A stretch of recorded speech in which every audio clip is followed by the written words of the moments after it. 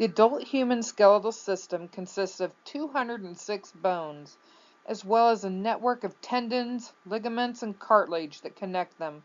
The skeletal system performs vital functions: support, movement, protection, blood cell production, calcium storage.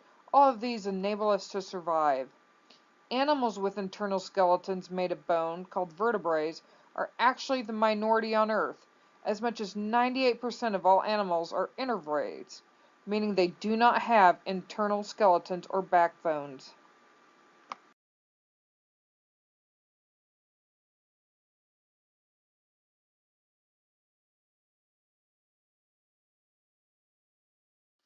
The 206 bones of the body are arranged into two major divisions: the axial skeleton and the appendicular skeleton. The axial skeleton runs along the body's midline axis and is made up of 80 bones in the following regions: skull, hyoid, auditory ossicles, ribs, sternum, vertebral column. The appendicular skeleton is made up of 126 bones in the following regions: upper limbs, lower limbs, pelvic girdle, pectoral, otherwise known as the shoulder girdle.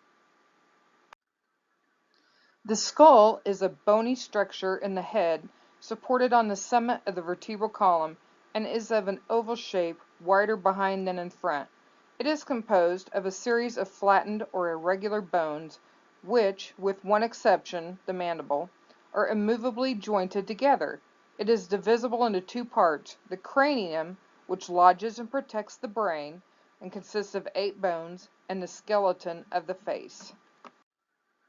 A view of the lateral skull is dominated by the large, rounded brain case above and the upper and lower jaws with their teeth below. Separating these areas is the bridge of the bone called the zygomatic arch. The zygomatic arch is the bony arch on the side of the skull that spans from the area of the cheek to just above the ear canal. It is formed by the temporal bone, otherwise known as the cheekbone, and the zygomatic bone, extending forward from the temporal bone. The shallow space above the zygomatic arch is the temporal fossa. The space inferior to the zygomatic arch and deep to the posterior mandible is the intertemporal fossa. The anterior or frontal view of the skull consists of facial bones and provides the bony support for the eyes and structures of the face. This view of the skull is dominated by the openings of the orbits and the nasal cavity. Also seen are the upper and lower jaws with their respective teeth. The orbit is the bony socket that houses the eyeball and muscles that move the eyeball or open the upper eyelid. The upper margin of the anterior orbit is the supraorbital margin. Located near the midpoint of the supraorbital margin is a small opening called the supraorbital foramen. This provides for passage of a sensory nerve to the skin of the forehead. Below the orbit is the infraorbital foramen, which is the point of emergence for a sensory nerve that supplies the anterior face below the orbit. Inside the nasal area of the skull, the nasal cavity is divided into halves by the nasal septum. The upper portion is formed by the perpendicular plate of the ethmoid bone, and the lower portion is the vomer bone. Each side of the nasal cavity is triangular in shape, with a broad inferior space that narrows superiorly. When looking into the nasal cavity from the front of the skull, 2 bony plates are seen projecting from each lateral wall. The larger of these is the inferior nasal concha, an independent bone of the skull.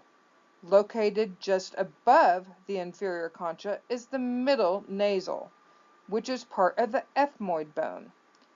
A third bony plate, also part of the ethmoid bone, is the superior nasal concha. It is much smaller and out of sight above the middle. The superior nasal concha is located just lateral to the perpendicular plate in the upper nasal cavity. On the inferior aspect of the skull, each half of the sphenoid bone forms 2 thin, vertically oriented bony plates. These are the medial pterygoid plate and lateral pterygoid plate. The right and left medial pterygoid plates form the posterior lateral walls of the nasal cavity. The somewhat larger lateral pterygoid plates serve as an attachment sites for chewing muscles that fill the interfrontal space and act on the mandible. The hyoid bone is an independent bone that does not contact any other bone and thus is not part of the skull. It is a small U-shaped bone located in the upper neck near the level of the inferior mandible, with the tips of the U pointing posteriorly.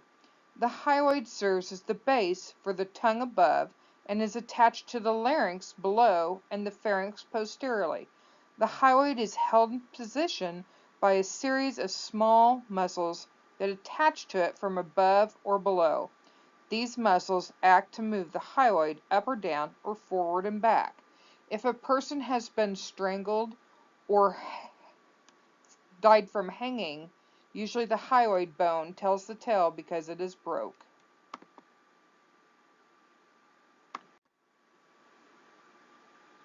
Auditory ossicles are the small bones of the middle ear.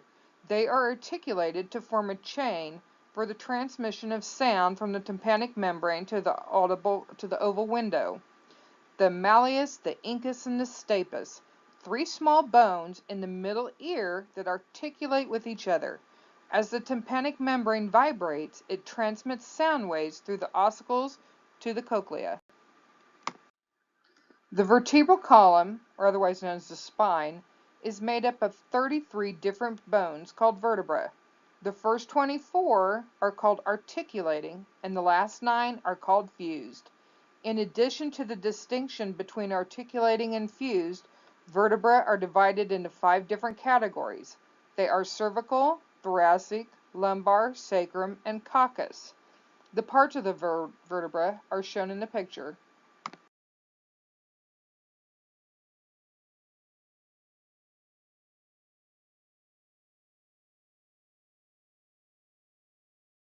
The first 7 vertebrae are called cervical vertebrae. The cervical serve 2 primary purposes. The first purpose is to support the head. The second purpose is to give the neck a flexible framework. 2 of the cervical vertebrae have special names and serve special purposes. Vertebra 1 is called the atlas and is responsible for the movement that allows the head to nod yes. Vertebra 2 is called the axis and is responsible for the movement that allows the head to nod no. The next 12 vertebrae are called thoracic vertebrae. This is the part of the spine where the ribs attach. The thoracic vertebrae move with the ribs and increase in size as they progress down the spine. The lumbar vertebrae are the next 5. Lumbar vertebrae are the largest in the spine and serve 2 primary purposes. First, the lumbar vertebrae support the majority of the body's weight. They are also attached to many muscles in the back.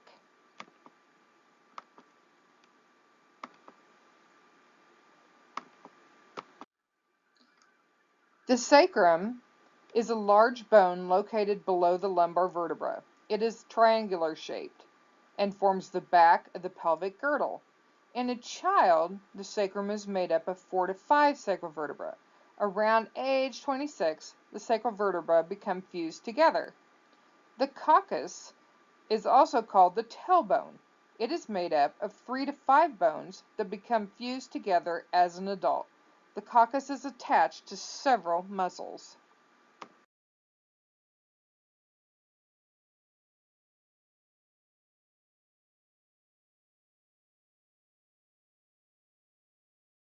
The thoracic cage, or rib cage, is the skeleton of the thoracic wall. It is formed by the 12 thoracic vertebrae, 12 pairs of ribs, and associated costal cartilages and the sternum. The thoracic cage takes the form of a domed bird cage, with the horizontal bars formed by the ribs and costal cartilages. It is supported by the vertical sternum or breastbone anteriorly and the 12 thoracic vertebrae posteriorly. The thoracic cage can also be described as an osteocartilaginous cage formed by the sternum, 12 pairs of ribs, and costal cartilages, 12th thoracic vertebra, and the intervertebral disc interposed between them. It has several functions: protecting the vital thoracic and abdominal organs, resisting the negative internal pressure generated when breathing, providing attachment for and supporting the weight of the upper limbs, and providing the anchoring attachment as many of the muscles that move and maintain the position of the upper limbs relative to the trunk. The ribs are called true, false, and floating. True are the first to the seventh, which contain their own costal cartilages and attach directly to the sternum. False are 8th, 9th, and 10th, of which their respective cartilages connect to the costal cartilage to the rib above. Floating are 11th and 12th. The ribs hang freely and only articulate with the vertebra. The sternum, derived from the Greek word sternon, meaning chest, is a flat, elongated bone forming the middle of the anterior part of the thoracic cage. The sternum consists of three parts, namely the manubrium, body of the sternum, and the xiphoid process.